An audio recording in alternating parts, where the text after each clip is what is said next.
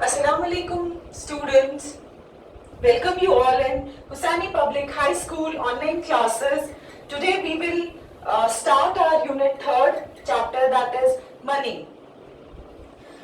पहली चीज हम जो याद करेंगे कि हमें याद रखनी है कि मनी जो होता है वो होता है पैसा, जिसको हम उर्दू में पैसा बोलते हैं, तो जिससे हम कोई भी चीज खरीद या बेच सकते हैं। तो ठीक है, तो अब जो पहली चीज है हमें याद रखनी है 1 रुपीज। 1 रुपीज जो होता है वो बराबर होता है 100 पैसा के। ठीक है, 1 रुपीज इज इक्वल टू 100 पैसा।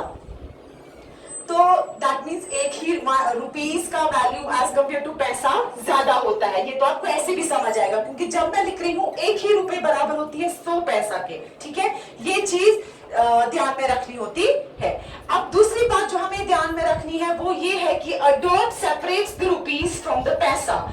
मतलब एक डॉट रुपी को पैसा से सेपरेट करती है। ठीक है, फॉर एग्जाम्पल मैं लिखती हूं यहाँ पे 25.60। इसका क्या मतलब है?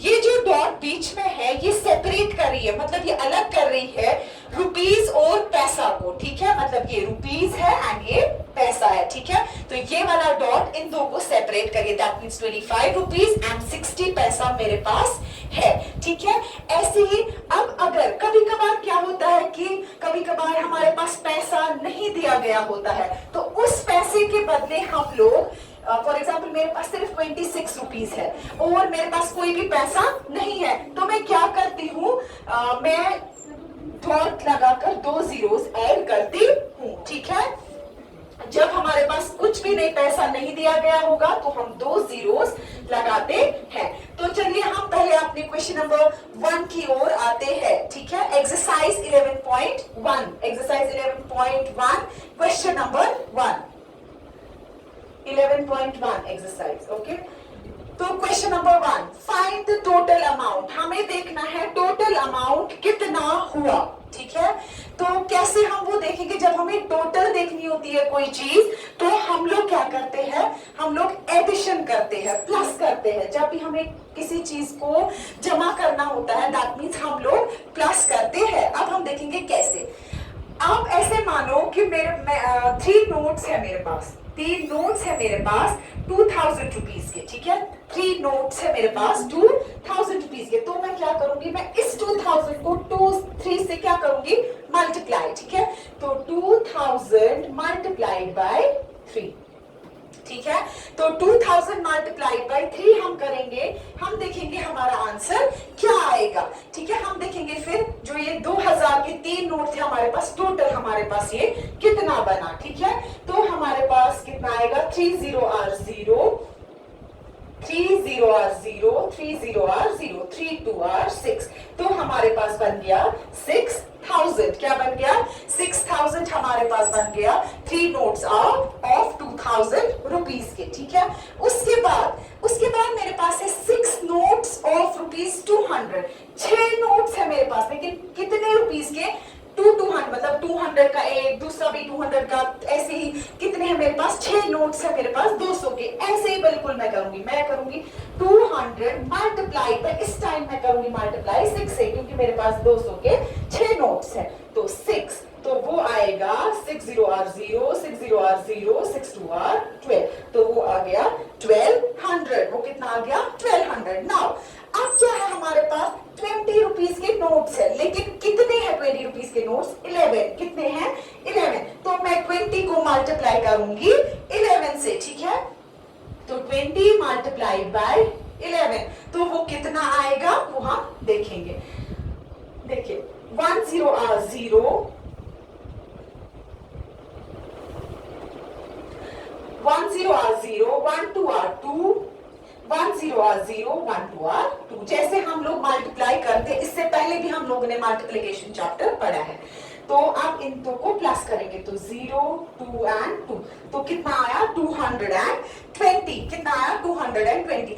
अब हम देखेंगे टोटल हमारे पास कितना आया। ठीक है, पहले हमारे पास आया था 6000, उसके बाद हमारे पास आया 1200, उसके बाद हमारे पास आया 220। अब हम देखेंगे 6000 प्लस 1200 प्लस 220, इन तीनों को हम प्लस करेंगे, उतना हमारे पास, उतने पैसे हमारे पास है, ठीक है। तो 0 0 प्लस 2 2 प्लस 2 4 6 प्लस 1 7, तो कितना है हमारे पास 7420 रुपीज।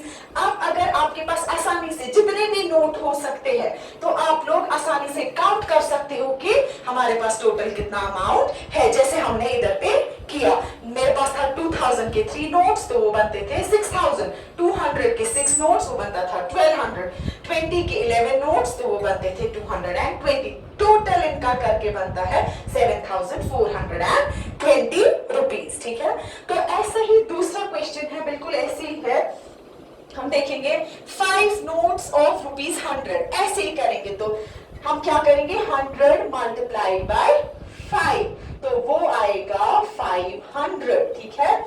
23 ऑफ 10, तो 23 मल्टीप्लाइड बाय 10, मतलब हमारे पास 10 रुपए के नोट्स है, लेकिन कितने, 10 रुपए की कॉइन्स है, लेकिन कितनी, 23, तो 23 इक्वल टू 10, तो 230। ऐसे ही हमारे पास 15 कॉइन्स ऑफ ₹5, तो हम क्या करेंगे, 15 मल्टीप्लाइड बाय 5, तो 5 5 आर 25, 2 कैरी 5 1 5 6 7, तो 75, ठीक है। तो अगर आप देखेंगे फिर से मैंने क्या किया, 5 नोट्स ऑफ ₹100, तो वो बनता है 500, तो 23 कॉइन्स ऑफ 10 वो बनता है 230, 15 कॉइन्स ऑफ ₹5 वो बनता है 75। अब मैं इन तीनों को, जितना भी मुझे मल्टीप्लाई करके निकला, इन तीनों को मैं प्लस करूंगी, तो वो कितना आता है इन तीनों को प्लस करके, वो देखेंगे हम। तो 5 7 8 9 10, तो 0